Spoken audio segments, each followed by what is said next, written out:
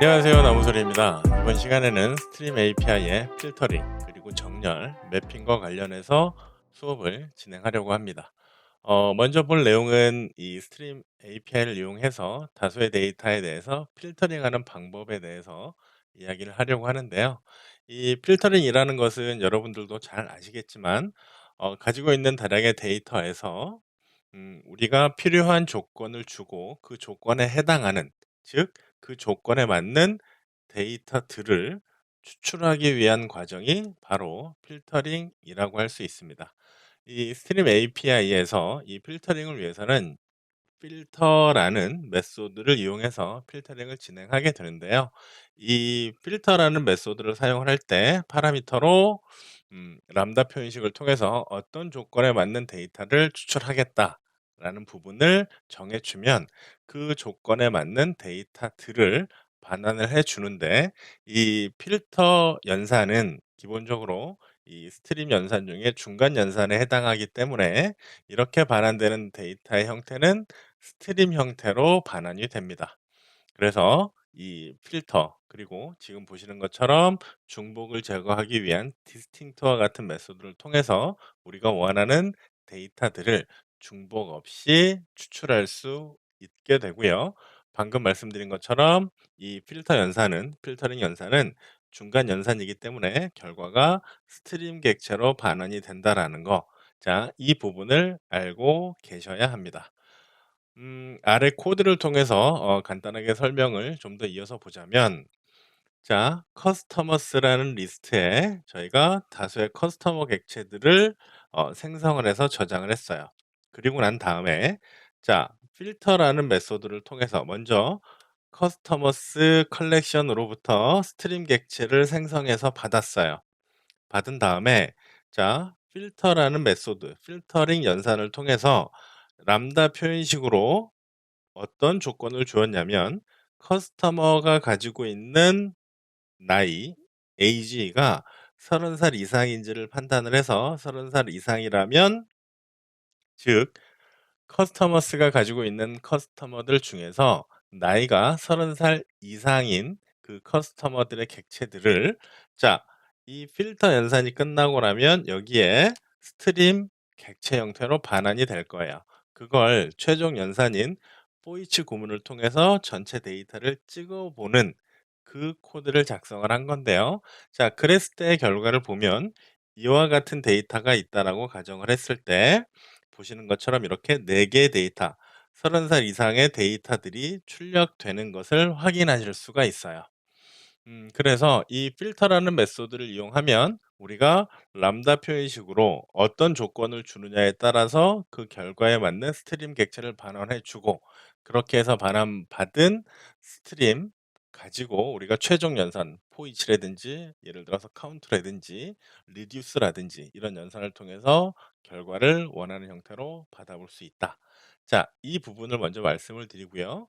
자, 오른쪽 코드를 보시면 같은 코드인데 거기에 어떤 부분을 추가했냐면, 이 데이터들이 중복되어 있는 데이터가 존재했을 때 distinct라는 연산을 한 번 더 진행을 해서, 그래서 중복을 제거하는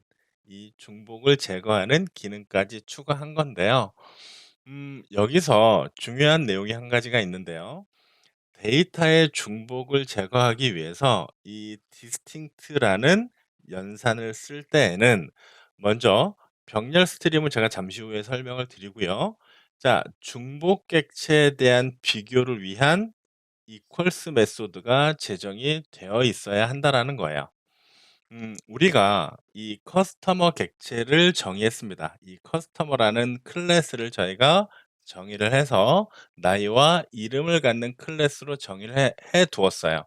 그런데 이 커스터머가 무엇이 같을 때 같은 객체, 같은 인스턴스일 거냐라는 그 기준을 정의해 주어야 되겠죠. 그래서 이름이 같으면 같은 커스터머라고 할 것이냐, 아니면 이름과 나이가 모두 같았을 때 이 동일한 커스터머 인스턴스라고 판단할 것이냐, 이런 것이 있어야지만 이 디스팅트 연산, 즉 중복을 제거하기 위한 연산을 수행했을 때 문제없이 수행이 돼요. 그러니까 자, 필터링을 하고 디스팅트 연산, 즉 이 중복 제거를 위한 연산을 수행했을 때 해당 객체가 이퀄스의 C코드 메소드가 제정이 되어 있어야 한다라는 거, 이 부분은 꼭 알고 계셔야 되는 부분입니다. 그래서 이 부분을 짚어 드리고요. 자, 다음으로 제가 병렬 스트림이라는 말씀을 드렸어요. 제가 병렬 스트림에 대해서는 이제까지 이 언급을 안 했었는데요. 이 병렬 스트림이 스트림 API가 가지고 있는 주요 장점 중에 하나예요. 그런데 이 병렬 스트림을 이해하려면 기본적으로 스레드에 대한 개념도 조금 있어야 하고 하기 때문에 제가 병렬 스트림을 따로 언급하지는 않았는데, 이런 개념이에요. 저희가 데이터들을 가지고 있어요. 어떤 데이터들을 다수 가지고 있을 때 자, 하나의 스레드에서 이 전체 데이터를 쭉 필터링을 한다라고 하면 예를 들어서 10 초의 시간이 걸렸어요. 그런데 만약에 다수의 스레드 혹은 뭐 기본적으로 2 개의 스레드라고 했을 때 2 개의 스레드가 절반을 나눠서 동시에 필터링을 진행한다라고 하면, 그러면 시간이 기본적으로 2배 이상 빨라지겠죠. 이런 병렬 처리, 즉 스트림을 만들어서 우리가 데이터를 가지고 어떤 연산을 할 때 이 스트림은 병렬로 처리할 건지 아니면 그냥 일반적으로 하나의 스레드에서 동작하는 형태로 실행할 건지를 선택할 수 있어요. 스트림 객체를 만들 때 커스터머스에 스트림을 주세요라고 할 수도 있고요. 커스터머스에 패러럴 스트림을 주세요라고 명령할 수가 있어요. 그러니까 스트림 객체를 반환받을 때 병렬로 처리할 것인지 아니면 이 단일 스레드 형태로 실행할 것인지를 결정할 수 있다라는 거죠. 그래서 이걸 선택을 해서 진행할 수가 있는데, 만약에 병렬 스트림으로 처리를 할 때에는 디스팅트에서 이 성능에 문제가 생길 수 있어요. 우리가 병렬 스트림으로 어떤 데이터를 처리한다라는 것은 성능적으로 빨리 퍼포먼스가 좋게 하기 위해서 우리가 병렬 스트림을 사용하는 건데, 이렇게 병렬 스트림을 만들어서 우리가 사용을 할 때 만약에 디스팅트와 같은 연산을 수행하게 되면 성능에 문제가 생기는 거예요. 그러니까 병렬 처리를 한다라고 해도 이 병렬 처리를 했을 때 중복이 되는 데이터들을 어쨌든 전체적으로 검사를 해야 되기 때문에 이 병렬 스트림일 경우 디스팅트를 사용하는 것에 대해서는 고려를 해야 한다. 즉 성능에 문제가 생길 수 있다라는 이 부분을 알고 계셔야 합니다. 자, 필터링과 관련해서는 여기까지 정리를 하고요. 다음은 정렬 그리고 매핑에 대해서 살펴보도록 하겠습니다. 다음으로 보실 내용은 정렬입니다. 이 스트림 API의 sorted라는 메소드를 이용해서 우리가 어떤 데이터를 어떤 기준에 따라서 정렬을 할 수 있는데요.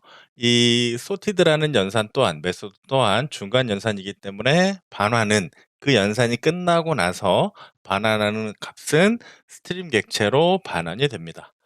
자, 이 sorted라는 메소드를 이용해서 우리가 어떤 데이터들을 정렬하기 위해서는 해당 데이터가 반드시 comparable 인터페이스를 구현한 클래스여야 해요.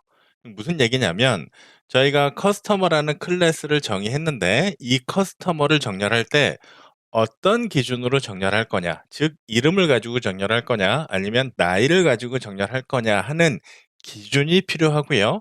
그 기준이 필요할 때에는 이 comparable이라는 인터페이스를 임플리먼트 하고요.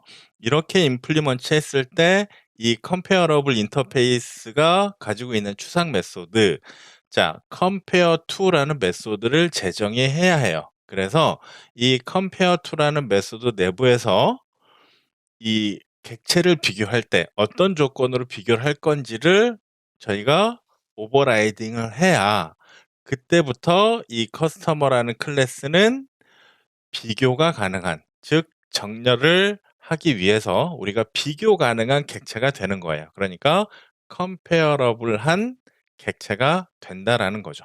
그래서 반드시 우리가 sorted라는 스트림 API의 연산을 이용해서 우리가 정렬을 할 때에는 반드시 comparable이라는 인터페이스를 구현하고, 즉 implement하고, 그다음에 이 compare to라는 메소드를 제정해야 한다라는 것, 그리고 compare to라는 메소드 내에서 어떤 기준을 가지고 정렬할 건지도 기능적으로 구현이 되어야 합니다.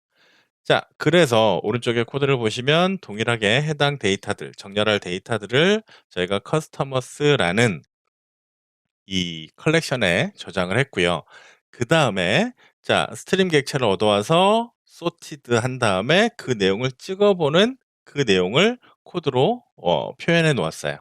자, 그러면 지금 들어가 있는 이 데이터들에 대해서 나이를 기준으로 오름차순 정렬이 돼서 이 결과가 출력이 될 거예요. 이게 기본적으로 이 스트림 API의 sorted라는 메소드를 이용해서 정렬했을 때의 기준입니다.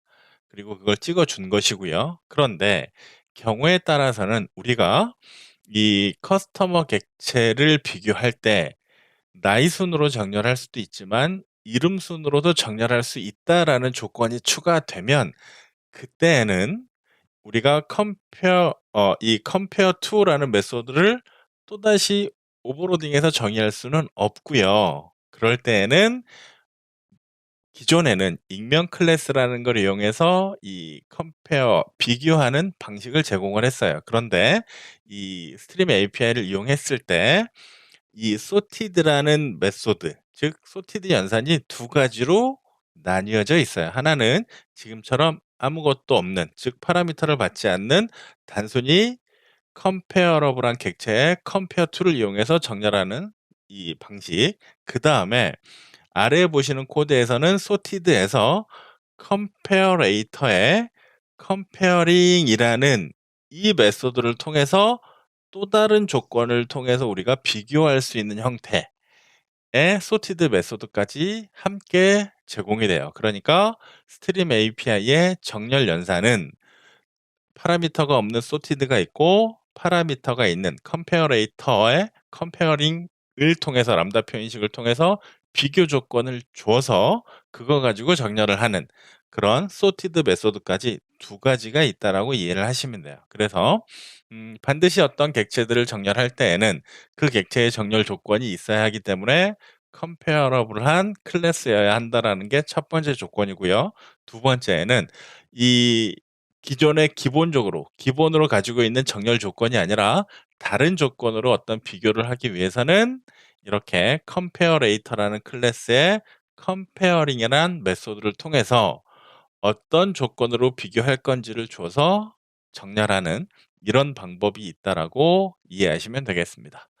자, 이번 시간에는 이 스트림 API를 이용한 필터링과 정렬하는 방식에 대해서 학습을 했는데요. 다음 시간에는 이 매핑 그리고 최종 연산에 대해서 끝으로 살펴보도록 하겠습니다. 자, 이번 강의는 여기서 마치도록 하겠습니다. 감사합니다.